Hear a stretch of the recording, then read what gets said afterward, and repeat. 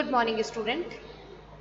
आज हम commercial bank part 4 में एक इम्पॉर्टेंट टॉपिक डिस्कस करने वाले हैं और हमारा जो टॉपिक है वो है वाणिज्यिक बैंक का संगठन यानी कि ऑर्गेनाइजेशन ऑफ कॉमर्शियल बैंक।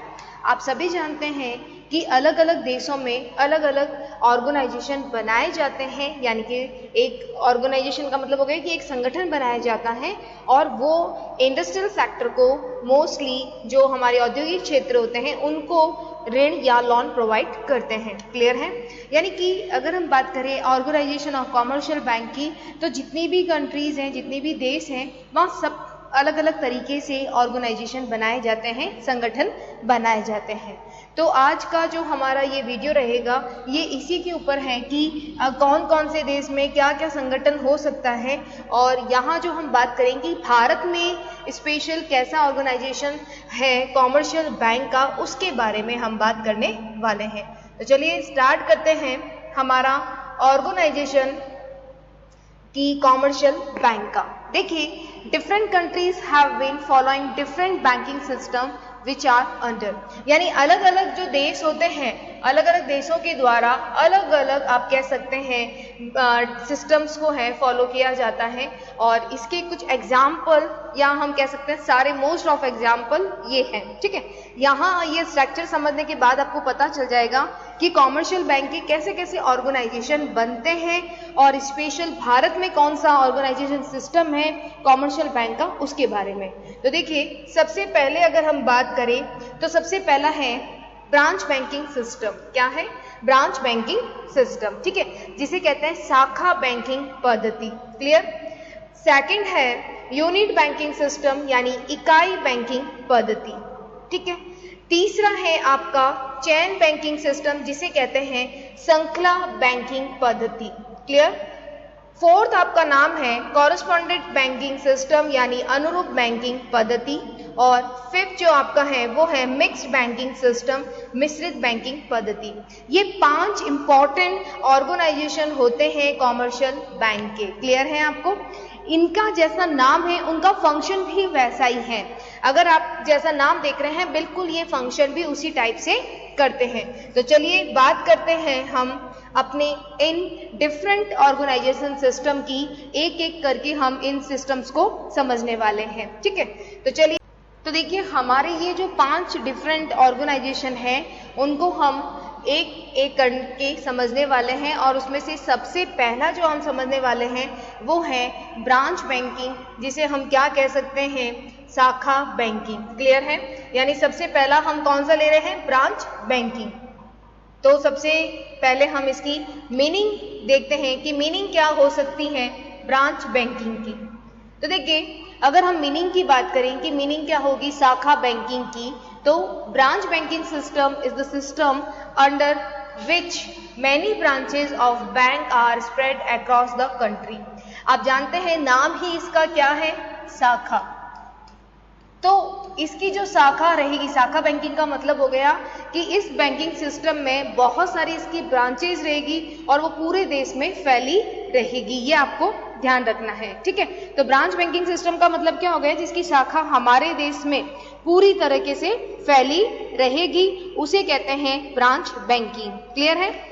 आगे बात करते हैं, this branch work under the main management of a single board of director. ये जो ब्रांच होती है ये आप कह सकते हैं एक संचालक मंडल के प्रबंध के अंतर्गत कार्य करती है। यानी ये जितनी भी ब्रांचेस होती है ना, जितनी भी शाखाएं होती हैं, वो एक बोर्ड ऑफ डायरेक्टर के अंडर में काम करती है। क्लियर है? यानी उनको डायरेक्शन कहाँ से मिलेगा, उनको जो आप कह सकते हैं इंस्ट्रक्शन कहाँ से मिलेगा, निर्देश कहाँ से मिलेगा, वो बोर्ड ऑफ डायरेक्टर्स जो होंगे उनकी तरफ से। ठीक है, they have a headquarter from where the meaning director gives instruction to all their branches. Simple है कि ये जो आप क्या देख रहे हैं ना संचालक मंडल, इनके अंतर्गत कार्य करती हैं शाखाएं, उनका एक मुख्यालय होता है। क्या होता है? हेडक्वार्टर। ठीक है, एक हेडक्वार्टर होता है उनका। क्लियर है? तो हेडक्वार्टर में आप देख सकते हैं कि हेडक्वार्टर एक जो मुख्यालय होता है जहां से प्रबंध संचालक अपनी जितनी भी शाखाएं होती हैं, जितनी भी ब्रांचेस होती हैं, उनको टाइम टू टाइम इंस्ट्रक्शन देता है। यानी कि जो मेन ब्रांच होती है वहां से आपको हेडक्वार्टर से इन सभी ब्रांचेस को क्या मिलते हैं, इंस्ट्रक्शन मिलते हैं। Are you clear? The third important point, देखिए मैंने इसको पॉइंट वाइज लिखा है ताकि आपको क्लियर समझ में आए कि what is the meaning of branch banking. The day to day management is the hands of the branch manager. ध्यान रखिएगा, जो मेन जो चीज होगी वो तो हमें इंस्ट्रक्शन मिलेगी हेडक्वार्टर से, लेकिन जो डे टू डे का मतलब हो गया, जो प्रतिदिन जो हमें प्रबंध करना है अपनी बैंक का, वो हमें ब्रांच मैनेजर के द्वारा किया जाएगा। क्लियर है? तो क्वेश्चन क्या हो सकता है कि मेन फंक्शंस का है या मेन डायरेक्शन है आपको वो कहां से मिलेगा, हेडक्वार्टर से। क्लियर है? और हेडक्वार्टर में भी आप जानते हैं जो मैनेजिंग डायरेक्टर होते हैं, जो चेयरमैन होते हैं, वहां से। लेकिन डे टू डे जो मैनेजमेंट करना है यानी प्रतिदिन जो कार्य करना है उसको वही का जो ब्रांच मैनेजर होगा वो हैंडल करेगा। Are you clear? 5 बिग, देखिए 5 bank in England are example of branch banking system. ध्यान रखिएगा, आपसे पूछा जा सकता है कि ब्रांच बैंकिंग का जो सिस्टम है वो डेवलप कहां से हुआ है, इंग्लैंड से। तो ये 2 मार्क्स का क्वेश्चन आपका बनता है ब्रांच बैंकिंग का। ठीक है, इसमें 5 बैंकिंग कौन सी थी, एक तो मिडलैंड बैंक थी, ठीक है, ब्रोकलेस बैंक थी, या हम कह सकते हैं लाइडस बैंक थी, या वेस्टमिनिस्टर बैंक थी। तो ये कह सकते हैं कि इंपॉर्टेंट बैंक थी इंग्लैंड की। ठीक है, मिडलैंड बैंक का आपने नाम सुना होगा, ठीक है, और लाइडस बैंक का नाम सुना होगा, ठीक है, वेस्टमिनिस्टर बैंक का नाम सुना होगा। तो ये सारे की सारी बैंक इंग्लैंड की हैं, या हम कह सकते हैं it's a concept branch banking का कहां से डेवलप हुआ है, इंग्लैंड से। Are you clear? is prevalent in India too. Here almost all the commercial banks are organized on the branch banking system. देखिए अगर हम बात करें इंडिया की तो जितनी भी इंडिया में कॉमर्शियल बैंक हैं वो सारी की सारी ब्रांच बैंकिंग सिस्टम से कार्य करती हैं। This system is also prevalent in Germany and France. ये जो सिस्टम है वो जर्मनी और फ्रांस में भी ये प्रणाली प्रचलित है। तो देखिए यहाँ पे अगर हम कंपटीशन के अकॉर्डिंग बात करें तो ब्रांच बैंकिंग का जो कंसेप्ट है वो कहाँ से डेवलप हुआ है, इंग्लैंड से। क्लियर है? साथ ही साथ अगर हम बात करें तो ये जो ब्रांच बैंकिंग का जो सिस्टम डेवलप है वो कहाँ से होगा, इंग्लैंड से। जर्मनी और फ्रांस में कौन सा सिस्टम अप्लाई होता है, तो आपको ध्यान रखना है ब्रांच बैंकिंग का। और मोस्ट इंपॉर्टेंट हम बात कर रहे हैं भारत की, तो भारत में भी कौन सा सिस्टम है, ब्रांच बैंकिंग का। ठीक है, तो ये बहुत इंपॉर्टेंट क्वेश्चन है कि भारत में कॉमर्शियल बैंक का जो सिस्टम है वो किस टाइप का है, वो है ब्रांच बैंकिंग का। क्लियर है? तो यहाँ पे जो हमारा कह सकते हैं वो पॉइंट क्या होगा कि हेडक्वार्टर होगा, हेडक्वार्टर से मैनेजिंग डायरेक्टर हमें इंस्ट्रक्शन देंगे, वो भी मेन ध्यान रखिएगा जो मुख्य निर्देश होते हैं वो इनके द्वारा दिए जाते हैं, ये आपको ध्यान रखना, मेन जो इंस्ट्रक्शंस होंगे। बट जो रेगुलर इंस्ट्रक्शन है या जिसे हम कह सकते हैं डे टू डे, तो डे टू डे जो इंस्ट्रक्शन होगा वो ब्रांच मैनेजर ही हैंडल करेगा, ये आपको ध्यान रखना है। ठीक है, 5 बिग बैंक्स थी इंग्लैंड में और वहाँ एग्जाम्पल है ब्रांच बैंकिंग सिस्टम का। और हमारे भारत की जो वाणिज्यिक बैंक है वो भी इसी सिस्टम को फॉलो करती हैं। क्लियर है?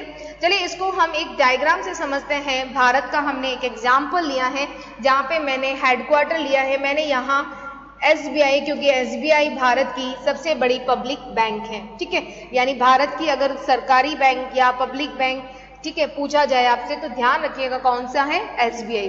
और SBI का हेडक्वार्टर, क्योंकि मैंने आपको प्रीवियस वीडियो में बताया पूरा SBI पे कि SBI के क्या होता है, उसका हिस्ट्री क्या है, उसके बारे में, तो आप उस वीडियो को जरूर देखिए।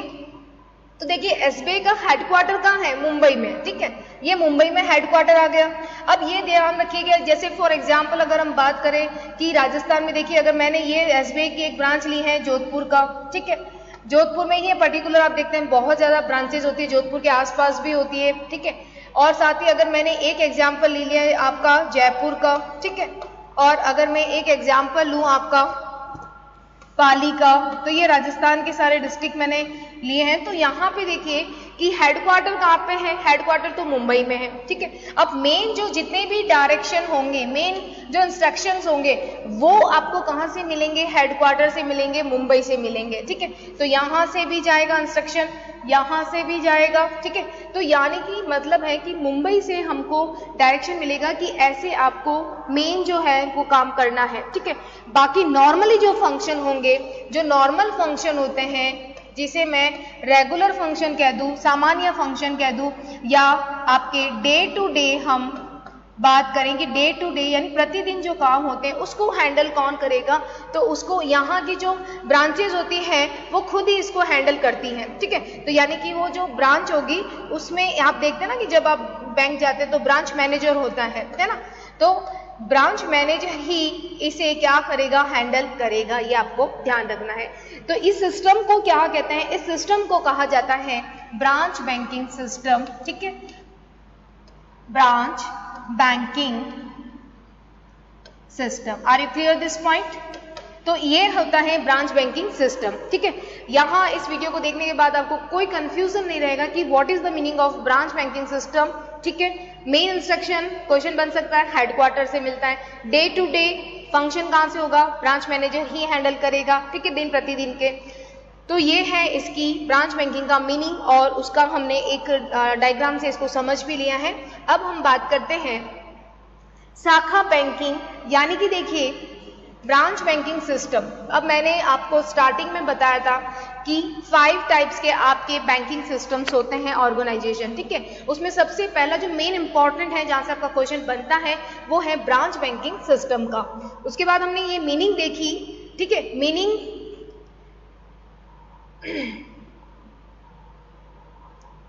मीनिंग के साथ में हमने क्या देखा था, उसका डायग्राम भी आपको बताया मैंने।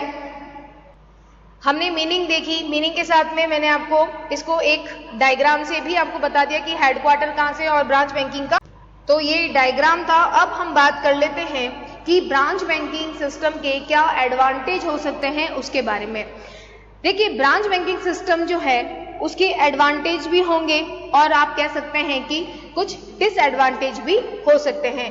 तो क्वेश्चन जो बनेगा ना वो यही बनता है कि right what is the meaning of branch banking system and explain the advantage and disadvantage of branch banking system, यानी कि इसके लाभ और दोष बताइए। तो हम बात करने वाले हैं कि शाखा बैंकिंग प्रणाली जो भारत में प्रचलित है उसके क्या लाभ है उसके बारे में, ठीक है। तो देखिए सबसे पहला क्या लाभ हो सकता है, और डिवीजन ऑफ लेबर, यानी कि श्रम विभाजन। श्रम विभाजन का मतलब आप जानते हैं कि हम कार्य को क्या कर सकते हैं, बांट सकते हैं। आपने कह सकते हैं बिजनेस मैनेजमेंट में पढ़ा होगा हेनरी फेयल का प्रिंसिपल्स, उसमें था divisions of labour. Divisions of labour का मतलब क्या होता है कि हम ब्रांच बैंकिंग सिस्टम में, यानी कि जो ब्रांच बैंकिंग सिस्टम होगी उसकी विभिन्न शाखाओं को अलग अलग जगह एस्टैब्लिश कर सकते हैं और इसका जो काम है वो बहुत एक्सपांड या कह सकते हैं विस्तृत रूप से किया जा सकता है, ठीक है, यानी कि बहुत अच्छे से चल सकता है, ठीक है। क्योंकि ब्रांच बैंकिंग सिस्टम का मतलब क्या होता है कि अलग अलग हमने क्या बना दी है, यहाँ पे ब्रांचेस बना दी हैं, ठीक है, और ब्रांचेस बनाने के बाद में यहाँ पे अपने फंक्शन को डिवाइड कर दिया है। जैसे भारत में अगर हम बात करें तो सारे के सारे स्टेट और स्टेट के बाद डिस्ट्रिक्ट फिर विलेज, तो यहाँ सारा काम क्या कर दिया है, डिवाइड कर दिया है। तो डिवीजन ऑफ लेबर को हम यूज कर सकते हैं यहाँ पे, यानी अलग अलग स्थान पर हम इस बैंक को एस्टैब्लिश कर सकते हैं ताकि हर किसी को बैंक की फैसिलिटी मिल पाए, ठीक है। सेकंड पॉइंट है मिनिमाइजेशन ऑफ रिस्क, यानी कि जोखिम की कमी करना, ठीक है। अब देखो रिस्क में कमी करना, जोखिम को कम करना, मिनिमाइज करना रिस्क को, यानी जितनी भी रिस्क है उसको कम करना, जोखिम को कम करना। तो देखिए जोखिम को कम का मतलब क्या है, क्योंकि यहाँ पे हमारी शाखा जो बैंकिंग है वो हमको बताती है कि अलग अलग ज्योग्राफिकल जो सिचुएशन होती हैं उसके अकॉर्डिंग हम बैंक को एस्टैब्लिश कर देते हैं, यानी कि भौगोलिक परिस्थितियों के कारण एक बैंक शाखा को होने वाली हानि को हम दूसरी शाखा से वसूल कर सकते हैं, रिकवर कर सकते हैं।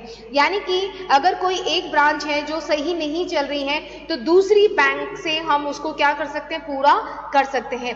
लेकिन देखिए अगर एक ऑफिस होगा तो हम अपनी रिस्क को कैसे डिवाइड करेंगे, लेकिन जैसे ये वाली ब्रांच है वो सही नहीं चल रही है, लॉस में चल रही है, और ये वाली जो ब्रांच है वो बहुत प्रॉफिट में चल रही है, तो हम इसका जो लॉस है वो यहाँ से रिकवर कर सकते हैं, इसकी रिस्क को कम कर सकते हैं। तो ये मेन है कि मिनिमाइज कर सकते हैं हम अपनी रिस्क को। क्लियर है आपको? यानी कि बैंक की जो ब्रांच होगी उसको जो भी लॉसेस होगा वो जितनी भी दूसरी आपकी ब्रांचेस हैं उससे पूरा किया जा सकता है। Clear point? Saving of cash reserves. Saving of cash reserve का मतलब क्या हो गया है कि नगद कोषों की बचत। क्या हो रहा है? नगद कोषों की बचत। देखिए शाखा बैंकिंग प्रणाली में आप जानते हैं कि शाखाओं को आपको डिपॉजिट को भुगतान करने के लिए बहुत कम मात्रा में कैश फंड रखना होगा, क्योंकि जब भी हमें नीड होगी तो हम दूसरी बैंक जो ब्रांच रहेगी वहां से ले सकते हैं। तो ध्यान रखिएगा यहाँ पे ज़्यादा हमें कैश को अपने पास में इतना रखने की जरूरत नहीं है। जब भी आपके पास में कोई डिपॉजिटर आ रहा है यानी कोई जो जमा करता आ रहा है और वो चाहता है भुगतान लेना चाहता है, पेमेंट लेना चाहता है बैंक से, और अगर बैंक के पास में नहीं है तो वो दूसरी बैंक से, दूसरी ब्रांच से अरेंज कर सकती है। क्लियर है? यानी कि एक के पास में जब डिपॉजिटर आ रहा है, इसके पास में कैश का थोड़ा शॉर्टेज है, तो दूसरी जो ब्रांच होगी वहां से इसकी सप्लाई की जा सकती है, वहां से उसको दिया जा सकता है और टाइम पे पेमेंट कर सकता है। क्लियर है आपको? यानी जब भी आवश्यकता पड़ने पर दूसरी बैंक की शाखा से नगद राशि का जो अरेंजमेंट है, जो प्रबंध है, वो किया जा सकता है। नेक्स्ट पॉइंट है facility in transfer of fund, यानी कि आपका जो धन हस्तांतरण है उसकी सुविधा। देखिए यहाँ पे हमने डिस्कस किया कि बैंक के पास में जो जितनी भी ब्रांचेस होती हैं वो पूरे देश में फैली रहती हैं, इसीलिए एक स्थान से हम दूसरे स्थान पर फंड का ट्रांसफर आराम से कर सकते हैं। क्लियर है? यानी कि अगर हम बात करें, एक ब्रांच है, ठीक है, और हमारा अकाउंट जोधपुर में है और मुझे बैंगलोर में, या आप जानते हैं कि मुझे कहीं और इंटरनेशनल लेवल पर भी अगर फंड ट्रांसफर है तो हम आसानी से कर सकते हैं, क्योंकि एक ब्रांच का दूसरी ब्रांच में आसानी से फंड ट्रांसफर किया जा सकता है। क्लियर है? और आप जानते हैं कि जो अगर मैं बात करूं भारत की और उसमें भी एसबीआई की, तो एसबीआई के बहुत ज़्यादा आप कह सकते हैं ब्रांचेज, आप कह सकते हैं ऑफिसेज हैं, कहाँ पे? इंटरनेशनल, जो आप कह सकते हैं विदेशी देश हैं वहाँ पे। क्लियर है? बात करते हैं ट्रेनिंग, प्रशिक्षण। देखिए बहुत ज़्यादा एम्प्लॉयज़ होने के कारण, यानी कर्मचारी की संख्या अधिक होने के कारण इस प्रणाली में हम प्रशिक्षण केंद्र भी खोलना आसान होगा, क्योंकि देखिए इतनी सारी ब्रांचेज हैं तो ट्रेनिंग देना भी हमारे लिए पॉसिबल होगा, हमारे लिए ऊपर ज़्यादा कॉस्ट नहीं आएगी बैंक के ऊपर। ठीक है? प्रशिक्षण देने से क्या होगा कि हम प्रशिक्षण कैसे दिया जाएगा, ट्रेनिंग कैसे दी जाएगी, जैसे कि एक ब्रांच से दूसरी ब्रांच में हम उनका ट्रांसफर कर सकते हैं, जिससे उनको ट्रेनिंग दी जा सकती है। यानी कि हम कह सकते हैं कि कर्मचारी को प्रशिक्षण के साथ साथ देश के जितनी भी अलग अलग सेक्टर हैं वहाँ पे कर्मचारी को, एम्प्लॉय को आप कह सकते हैं भेज सकते हैं, ताकि उनको इकोनॉमिक नॉलेज हो सके, सोशल नॉलेज हो सके, पॉलिटिकल नॉलेज हो सके। यानी कि अगर ब्रांच टू ब्रांच अगर किसी एम्प्लॉय को भेजा जाता है तो ध्यान रखिएगा जब वो इस ब्रांच से निकलकर इस ब्रांच में जाएगा तो ये जो ब्रांच जिस जगह है, जिस प्लेस पे है, तो वहाँ की जो इकोनॉमिक नॉलेज होगी वो भी होगी, साथ ही सोशल नॉलेज होगा उसे, और साथ ही उसे पॉलिटिकल नॉलेज होगा, तो उसका जो आप कह सकते हैं नॉलेज भी बढ़ सकता है। ठीक है? और दूसरा इसमें ध्यान रखना ट्रेनिंग सिस्टम है, क्योंकि ब्रांच में बहुत ज़्यादा एम्प्लॉयज़ होते हैं, तो वहाँ पे अगर हम ट्रेनिंग प्रोवाइड करते हैं तो उसकी कॉस्ट बैंक के ऊपर नहीं आती, क्योंकि बहुत ज़्यादा एम्प्लॉयज़ होते हैं। Are you clear this point? बात करते हैं नेक्स्ट पॉइंट की, इंटरेस्ट रेट यानी कि ब्याज दर। देखिए ब्याज दर क्या कह रहा है, ध्यान रखिएगा, इंटरेस्ट रेट यानी कि ब्याज दर। ठीक है? ब्याज दर का मतलब क्या हो गया कि शाखा बैंकिंग पद्धति में ब्याज दर में आप देखते हैं जो इंटरेस्ट रेट रहता है उसमें स्टेबिलिटी बनी रहती है, क्योंकि ये अलग अलग सेक्टर में होते हैं, इनकी ब्रांचेस अलग अलग सेक्टर में होती हैं, और जिस सेक्टर में मनी की सप्लाई या आप कह सकते हैं जो मनी का डिमांड है उसमें हम कह सकते हैं इक्वल बैलेंस बना सकते हैं। मैंने अभी आपको बताया कि एक सेविंग को, जैसे मैंने बताया यहाँ पे आपको कैश फंड का ट्रांसफर हम कर सकते हैं, उसी तरह से इंटरेस्ट रेट में हम क्या कह सकते हैं कि इंटरेस्ट रेट में ब्याज का जो दर है उसमें स्टेबिलिटी बना रख सकते हैं, स्थिरता बना रख सकते हैं। क्यों? क्योंकि जहाँ पे आप देखते हैं जिस सेक्टर में अगर आपकी बैंक है वहां पे मनी सप्लाई का फ्लो ज्यादा है, ठीक है, मनी का सप्लाई बहुत ज्यादा आ रही है। एक ब्रांच है जहां पे मनी सप्लाई बहुत ज्यादा हो रही है, यानी लोग पैसा बहुत जमा कर रहे हैं, लेकिन यहाँ पे डिमांड नहीं है। लेकिन एक दूसरी ब्रांच है जहाँ पे मनी की सप्लाई तो कम है, सप्लाई वहां पे कम है, लेकिन वहां पे डिमांड बहुत ज्यादा हो रही है। तब क्या करेंगे कि इस ब्रांच का जो पैसा है, फंड है, वो इधर ट्रांसफर करके हम इनकी डिमांड पूरी कर सकते हैं। तो देखिए मनी सप्लाई और मनी की जो डिमांड है उसमें बैलेंस लाया जा सकता है, इसीलिए ब्याज दर में स्थिरता रहती है। Are you clear this point? तो ये थे एडवांटेज ऑफ बैंकिंग सिस्टम के। अगर अब बात करें कि इतने एडवांटेज होने के बाद में क्या कुछ डिसएडवांटेज या कुछ डिफेक्ट हो सकते हैं? यस, तो ब्रांच बैंकिंग में भी कह सकते हैं कुछ दोष होते हैं। तो क्या दोष होते हैं उसके बारे में हम लोग बात करते हैं।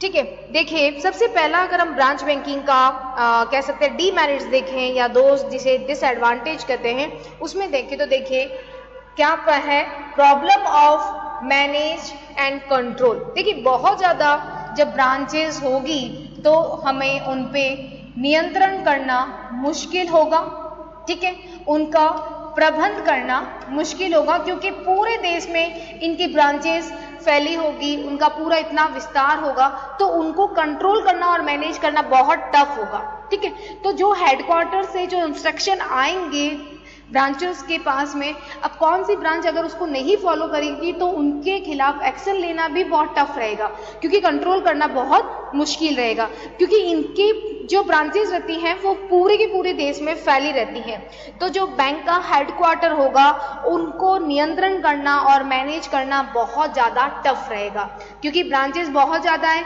हेडक्वार्टर एक है, तो वहाँ से इंस्ट्रक्शन देना उनके लिए टफ रह सकता है।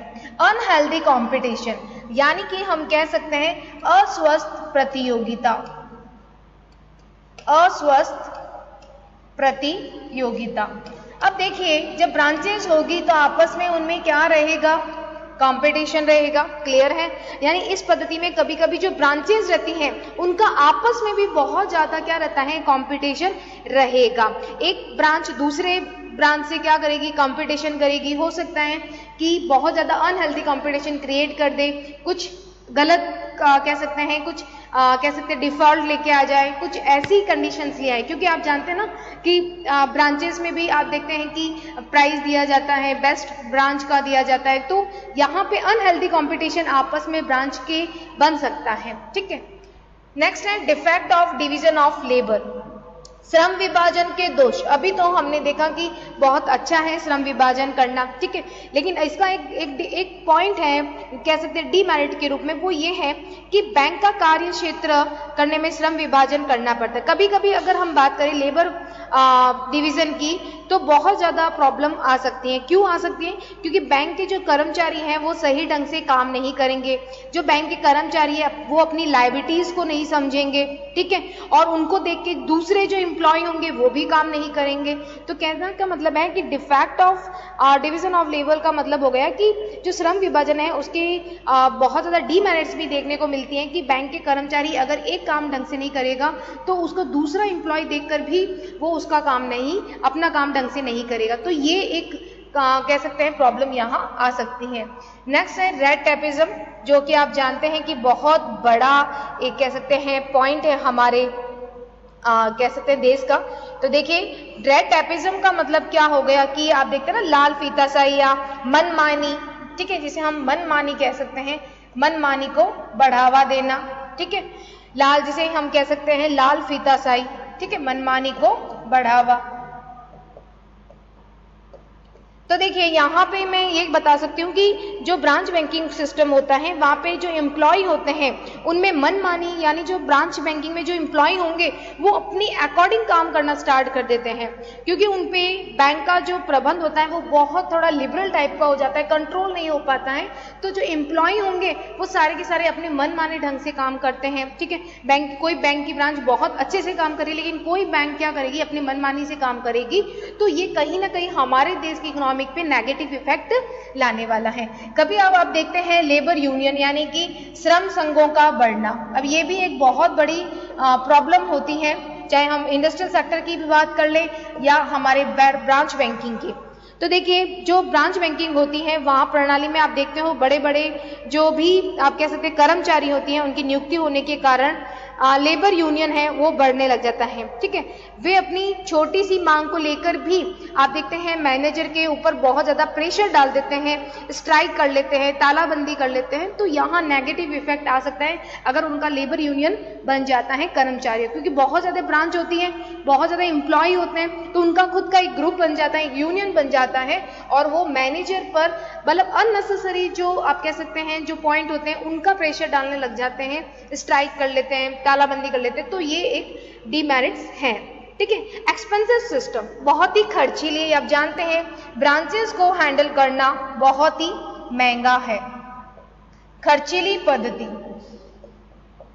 अब देखिए ब्रांच बैंकिंग में हम देख सकते हैं कि शाखा बैंकिंग स्थापित करने में बहुत ज़्यादा हमें कैपिटल एक्सपेंडिचर करना पड़ता है, क्या स्ट्रक्चर बनाना पड़ता है, एम्प्लॉयज़ को अपॉइंट करना पड़ता है, फैसिलिटीज़ देनी पड़ती है। तो बहुत ज़्यादा ब्रांच बैंकिंग जो सिस्टम होता है बहुत एक्सपेंसिव होता है। वीक ब्रांचेस आप देखते हैं कमजोर या कह सकते हैं दुर्बल शाखाएं, इस प्रणाली में बहुत सारी आप देखते हैं शाखाएं जो हैं वो वीक रह जाती हैं, कमजोर रह जाती हैं, यानी कि जो जिनमें सेविंग नहीं आती है, जिनमें डिपॉजिट नहीं होती है, उनमें लोन लेने के लिए लोग नहीं आते, क्योंकि वो रूरल एरिया में अगर वो ब्रांच है, मोस्टली अगर हम एसबीआई की बात करें तो रूरल एरिया में ऐसी ब्रांचेस होती है। तो उस कारण हम कह सकते हैं कि बहुत तो रूरल एरिया में होने की वजह से हो सकता है कि वहाँ पे डिपॉजिट नहीं आए, वहाँ पे इतना फंड नहीं आए, तो वो बैंक है उसकी कॉस्ट जो है वो आने ज़्यादा लग जाती है, यानी कि जितना तो उनसे डिपॉजिट नहीं हो रहा है, लोन सिस्टम नहीं हो रहा है, वो काम नहीं ढंग से कर रही है, उतनी ज़्यादा इसकी कॉस्ट आ जाती है। तो ये वीक ब्रांचेस का मतलब हो गया बहुत ज़्यादा ग्रामीण एरिया में अगर वो ब्रांच है और वो सही नहीं चल रही है। The last point is a fund of locality use elsewhere. देखिए यहाँ क्या मतलब है, स्थानीय कोषों को बड़े स्थानों पर प्रयोग, यानी कि इस पद्धति में हम कह सकते हैं कि बैंक की जितनी भी ब्रांचेस होती हैं छोटे छोटे स्थान की जो बचत होती है उसको कलेक्शन करती है, फिर इन जो सेविंग्स होती हैं इनकी जो बचत होता है उसका यूज़ किया जाता है कहाँ पे, इकोनॉमिक में, ठीक है, विकसित देशों के औद्योगिक क्षेत्र में।